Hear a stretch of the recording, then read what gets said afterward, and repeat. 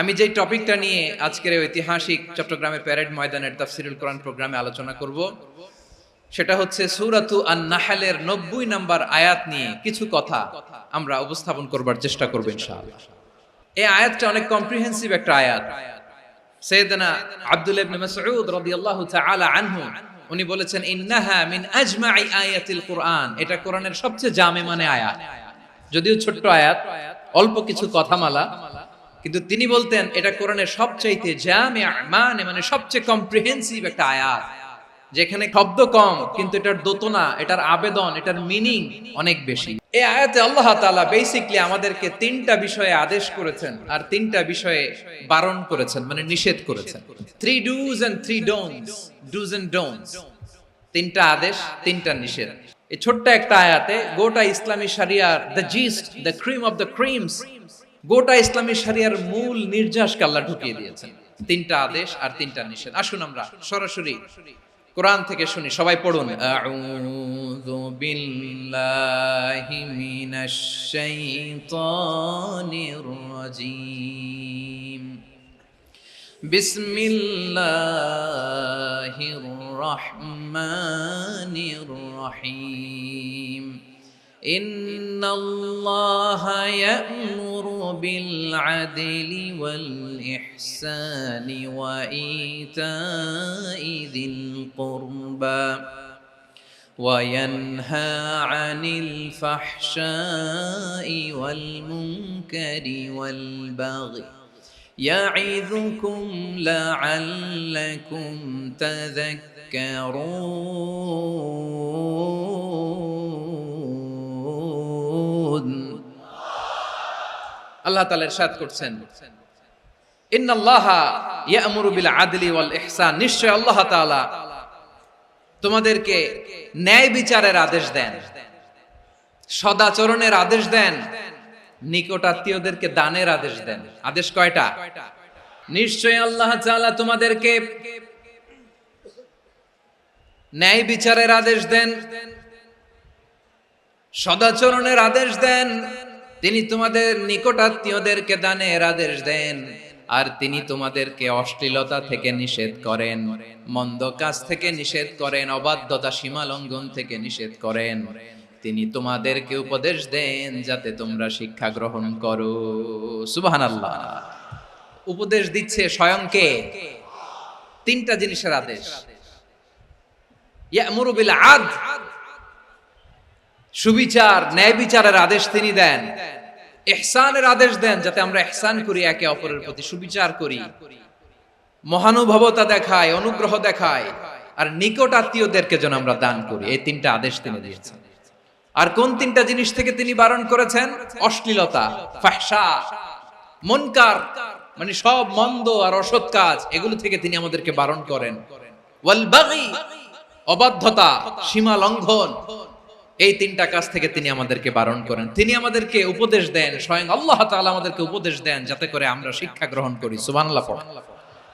আল্লাহ তাআলা প্রথমে আমাদেরকে আদেশ দিয়েছেন আদালের। ইন্নাল্লাহা ইয়া'মুরু বিল আদল, আওয়াজ করে বলুন আল আদাল। আমরা উর্দু জানি, হিন্দি জানি, অনেকে ইংরেজিও জানি, কিন্তু আরবি শব্দগুলো আমাদের মুখ দিয়ে বেরোতে চায় না। আওয়াজ করে বলুন আল আদাল। মাশাআল্লাহ। ইন্নাল্লাহা ইয়া'মুরু বিল আদল, আল্লাহ তাআলা আমাদেরকে আদলের আদেশ দেন। আদল অনেকে না বুঝলেও আদালত শব্দটা বুঝবেন। আদালত, আদালত, আদালত বুঝেন না? যেখানে বিচার কার্যের ফয়সালা করা হয়, কোর্ট কাচারি, আদালত, এটা তো ভেরি কমন। এটা শুনছেন না সবাই? আদালত, যেখানে ন্যায় বিচার হবে, সুশাসন হবে। কিন্তু ভাগ্যের কি নির্মম পরিহাস, ওখান থেকে মিথ্যা সাক্ষী দিয়ে মনমতো রায় দিয়ে দেয়া হয়। এগুলোর পরিবর্তন হওয়ার দরকার আছে না নাই? প্রিয় ভাইয়েরা, আদালত, আল আদল, ইংরেজিতে বলে জাস্টিস, ন্যায় বিচার, সুবিচার, সুশাসন, জাস্টিস, আল আদল, সব জায়গায় এই জাস্টিস থাকা দরকার। Justice should be prevailed in the society. The mission of all prophet was to uphold the justice. সব নবীর মিশন ছিল এই জাস্টিসকে, আদালকে, সুশাসন আর সুবিচারকে নিশ্চিত করা। পড়েন সুবহানাল্লাহ। And the core message of every divine scripture was to uphold justice. পৃথিবীর সব আসমানি কিতাবের মূল শিক্ষা ছিল এই জাস্টিসকে সমাজে এনশিওর করা, সুবিচার সুশাসনকে এনশিওর করা। তাহলে প্রিয় ভাইরা, আমরা বুঝতে পারলাম আল আদ শব্দের মানে হচ্ছে ইনসাফ বা সুবিচার বা ন্যায় বিচার। এটা হচ্ছে একটা general meaning, very general meaning. আপনি যদি ইন ডেপথ বুঝতে চান, আরো ভেতরে যান, তাহলে আদল মানে হচ্ছে সমন্বয়, আদল মানে হচ্ছে ভারসাম্য, ব্যালেন্স। আদল মানে হচ্ছে মধ্যম পন্থা। সুবহানাল্লাহ পড়েন। কারণ সব সময় সমান সমান হইলেই সুবিচার হয় না। কথা কি বুঝতেছেন? ইসলামের দ্য কনসেপ্ট অফ আদল, এটা এমন আদল, এটা সব সময় সমান সমান নয়। যখন সমান সমান দেয়া দরকার, ইসলাম সমান সমান দেয়। যখন ব্যালেন্স করা দরকার, চেক এন্ড ব্যালেন্স, সমন্বয়, ভারসাম্য করা দরকার, তখন ইসলাম ভারসাম্য করে দেয়। এটার নাম আদল। সুবহানাল্লাহ। সহজ করে আপনাদেরকে বুঝাই, যেমন ধরুন একটা পরিবারের 3 জন সদস্য, স্বামী, স্ত্রী আর সন্তান। তাদের সকালবেলার ব্রেকফাস্টে স্বামীর সকালের নাস্তায় স্বামীর 3টা রুটি লাগে, স্ত্রীর 2টা লাগে, আর সন্তানের 1টা রুটি লাগে। এখন আমি যদি সমান সমান করে আদল করতে চাই, সবাইকে যদি 3টা করে রুটি দেই, তাহলে স্বামী বেচারার জন্য ঠিক আছে? কি বলেন? কথা কি বুঝতেছেন না কষ্ট হয়ে যাচ্ছে? যদি সমান সমানের নিয়মে আগাই, তাহলে 3টা করে যদি রুটি দেই, স্বামীর জন্য ওকে, কিন্তু স্ত্রীর জন্য 1টা বেশি হয়ে যায়। আর সন্তানের জন্য কয়টা বেশি হয়? আচ্ছা, এই তো বুঝতেছেন, মাশাআল্লাহ। আচ্ছা, 2টা করে যদি সবাই রে দেয় সমান সমান নীতিতে, তাহলে স্ত্রীর জন্য, স্ত্রী বেচারির জন্য ঠিক আছে, কিন্তু স্বামীর কয়টা কম পড়ে? আর সন্তানের বেশি হয়ে যায় কয়টা? আচ্ছা, সমান সমান নীতিতে সবাইকে যদি সকালের নাস্তার জন্য 1টা করে রুটি দেই, সন্তানের জন্য ঠিক আছে, কিন্তু স্ত্রী বেচারির কম পড়ে কয়টা? স্বামীর কম পড়ে কয়টা? 2টা। কথা কি বুঝতেছেন? আর আমি যদি স্বামীকে দেই 3টা, স্ত্রীকে দেই 2টা, আর সন্তানকে দেই 1টা, তাহলে কারো অপচয় হবে না। যার যতটুকু দরকার ঠিক ততটুকুই কাজে লাগবে। চিল্লায় বলেন ঠিক কি না? এটাই হচ্ছে ইসলামের আদল, যেখানে যার যতটুকু দরকার তাকে সেখানে ঠিক ততটুকু দিয়ে দেওয়ার নামই হচ্ছে আদল। চিল্লায় পড়েন আল্লাহু আকবার। রব্বুল আলামিন বলেন, ইউসিকুমুল্লাহু ফি আওলাদিকুম লিযযাকারি মিসলু হাযযিল উনসায়াইন। আল্লাহ তোমাদেরকে ওসিয়ত করেন, তোমাদেরকে আদেশ দেন, উত্তরাধিকার সম্পদ যখন বন্টন হবে, ছেলেরা যতটুকু পাবে, মেয়ে পাবে তার অর্ধেক। সুবহানাল্লাহ বলেন।